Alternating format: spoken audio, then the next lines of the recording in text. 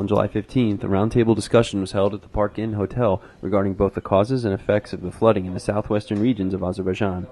The event was held with the financial support of the Azerbaijan office of the Open Society Institute Assistance Fund.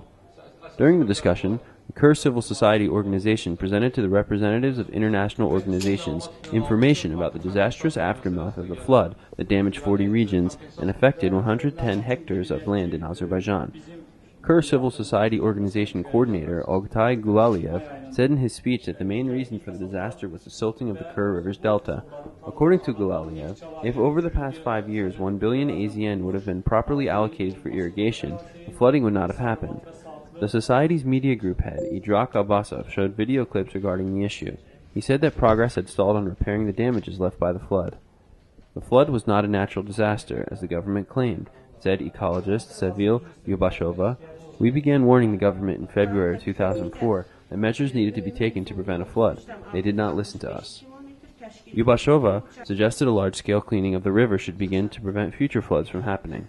The Center for Economic Investigations head, Gubad Ibagoglu, criticized the government's assessment on the damages and their compensation for them. The offering of several hundred AZN as compensation to citizens that suffered huge losses is insulting, said Ibagoglu. Ibagoglu also drew attention to the lack of transparency in how the money meant for repairing flood damages was being used. More than 300 million AZN that was allocated from the budget to eliminate the effects of the flooding has not been used effectively, emphasized Ibagoglu. Parliament member Pana Hussein, who frequently visits the disaster zone, said ineffective operation of the government creates a serious concern. Ilham Amiraslanov, a resident of the flood-damaged Gasimbeyli villages, said that the administration has delayed the restoration of Sarisu Lake Dam and that 3 villages still remain underwater. Amiraslanov believes that the areas were allowed to be flooded because officials wanted to acquire these lands. Amiraslanov called on international organizations to support the citizens affected by the flood.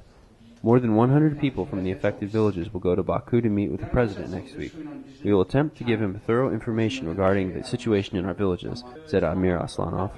At the end of the event, Kurd Civil Society unveiled its future action plan.